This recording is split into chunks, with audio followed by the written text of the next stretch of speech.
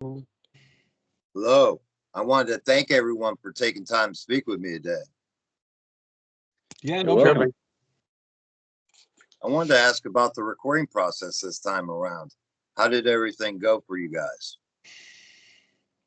The recording process, quite fun, because we had a week in the studio with not quite enough material for the album, so we have to speed things up a bit. And afterwards, there was a long waiting process for things to get done and mixed and mastering and recording of guitar solos afterwards, and but it was quite fun.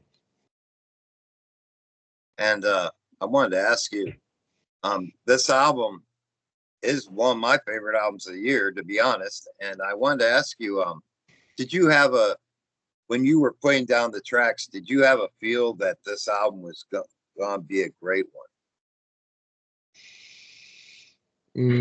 Hard to tell. To be honest, no. Just, of course, we thought we had some songs that was quite good, but if you mention it, maybe that'd be the album of the year for you. That was not the intention. But of course, that's amazing thing that. Yeah. And you've released quite a few videos for this album, video singles. How did it all go for you, and during what spans did you record them? Well, that was over a period of 8-9 months, I think. We had two different sessions with a very talented photographer and director called Nicholas, and he's been great to come up with ideas and practically directing the videos, and we think it turned out great. Yeah, absolutely. They're very immersive, and I think the tracks you picked to release as videos were spot on as well. Thank you. Yeah, good. Yeah, Nicholas is a talented guy, and he has been making all our videos. So he's a very young guy, one talented guy. So we are very lucky to have him on board. So that's nice. And I wanted to ask you guys, as far as laying tracks in the studio, what tracks were the most? You said you created some as well in the studio. Which tracks were the hardest for you to complete? I think we spent the most time on the title track, World Behind Doors. That's the first track we recorded, but all the other stuff came in pretty fast. Yeah. Yeah. I wanted to ask you as well, if you could take me back in time. Tell me, how did this band become a reality? That's a long journey. Yeah, long story. Well, from the beginning, wasn't it, Simon? You made an ad in Yeah, on O, wasn't it? On O, what's it called? on a forum on a Danish music shop who had a like Craigslist for musicians seeking band members, and I got in contact with a drummer, and then we started searching for a vocalist, a singer, and then Michael responded, and that is back in 2010. 9 or 10. Yeah. 10. Yeah, and then Rasmus joined. Right? A free piece, and then we needed the bass player, and then we got a hold of Rasmus.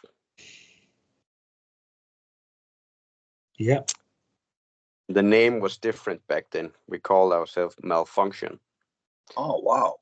Yeah, and if you Google Malfunction, you'll get a lot of pictures of women, famous women getting out of cars, and maybe their boobs are hanging out the dress or something. A wardrobe malfunction. So, yeah. All kinds of crazy stuff. One of the tracks I wanted to ask you about was Death of Me. It's one of my favorite tracks on the album.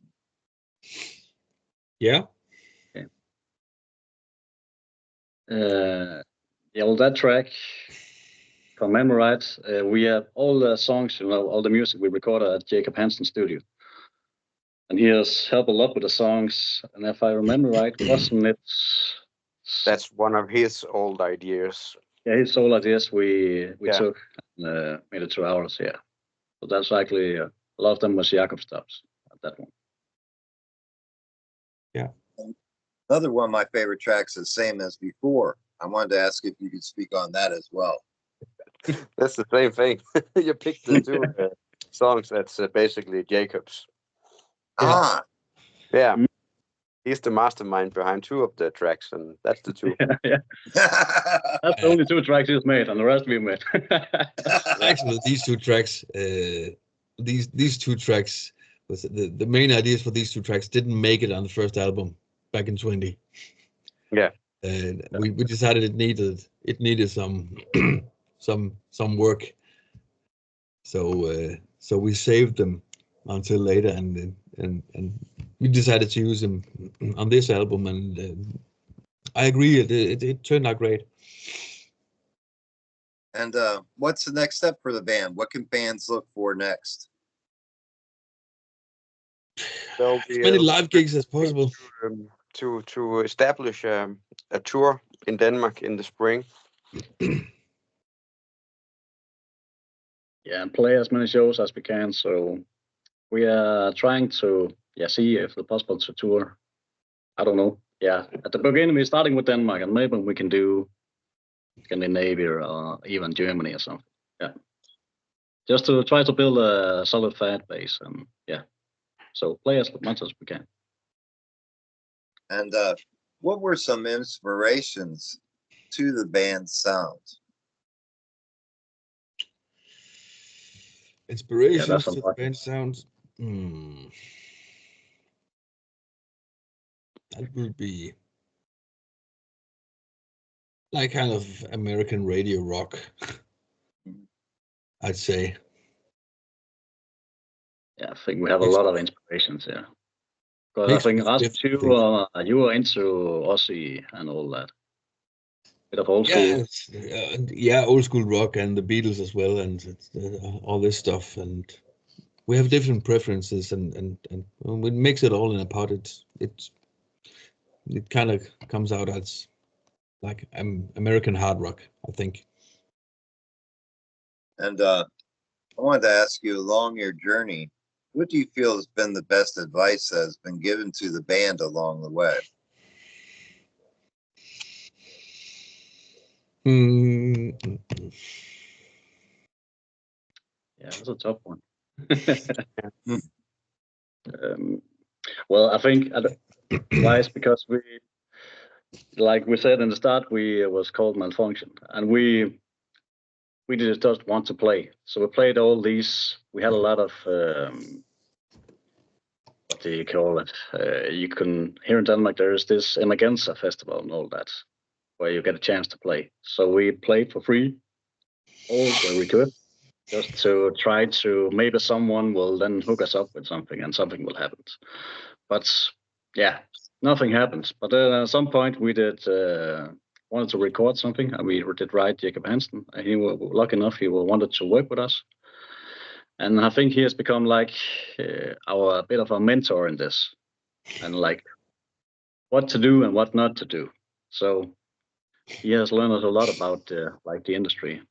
Yeah, and as soon as we recorded the 2 tracks at the studios, and he just sent it out to some record labels, and we already got 2 offers. So yeah, I think I don't know what is the best, but he has touched a lot of what to do. Yeah, and learned us a lot about it. So yeah.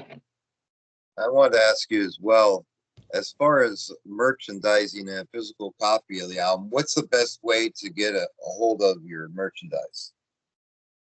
We have a web shop, so that would be the best way. Yeah, we have CDs and vinyl and T-shirts. Yeah, for now. So hopefully we'll get some more merch. But go to the website and you'll be able to buy some. I wanted to ask you as well, how do you see or envision the future of the industry in your area?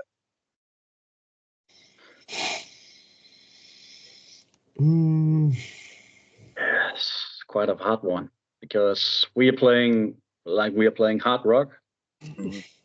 and hard rock is not, it's my opinion, it's not that big here in Denmark.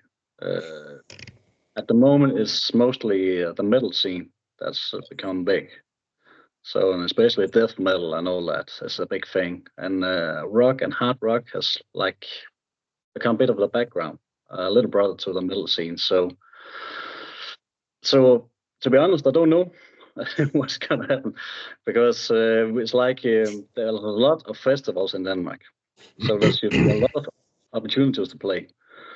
But but when we contact the metal festival, we are a bit too soft, for the metal festival. And then we contact what do I say, pop festival or the norm festival in Denmark, and I think we're a bit too harsh. So so we're in the mid between. Yeah.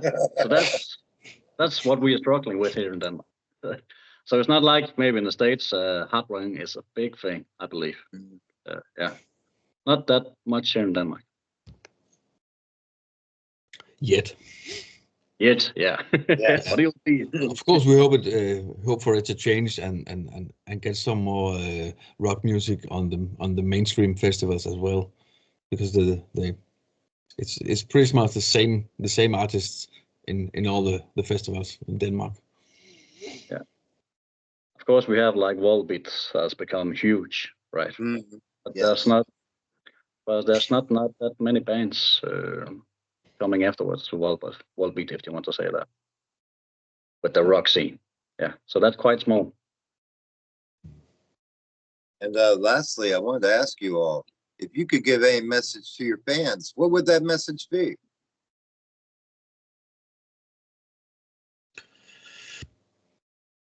Buy the record. Yeah, go see some live shows. Yeah. Yeah. Yeah, that's the best way to support bands now. I think, Yeah. you know, Spotify. there's a lot in the listeners that don't really realize how bad the industry has become as far as supporting bands, and that bands are doing this on their own. And to go out and support your band, buy the merch, be a part of it. That's how you help your band make it. Yeah. Go to the concert and buy the merch, and that way you support the bands. But like, nowadays it's not the record sale you go live on. So Sure. No. yeah, it's a really weird industry at the moment, to be honest. Like you had to rely on Spotify streams and YouTube, and um, I don't know if we are a bit of old school. It's a bit kind of a challenge, to be honest, regarding this. But as a fan, you could put some pressure on your local venues to make them book the bands you like. So you go to a local venue and say we want this band. That could be cool. So that's a good way to do it. Well, I wanted to take a moment to thank you personally for creating an album that I enjoyed from top to bottom. I feel it's one of the strongest albums I've heard this year. And I wanted to Thank you very much. congratulate you on it because it is a fantastic album from top to bottom. Thank you. Thank That's you. amazing to hear. Yeah, that means a Very lot. much. Yeah. Well, thank you, my All right. friends. You have a great rest of your day. And You thank too, you. Rob. Thank you for taking the time Cheers. to contact us. Appreciate it.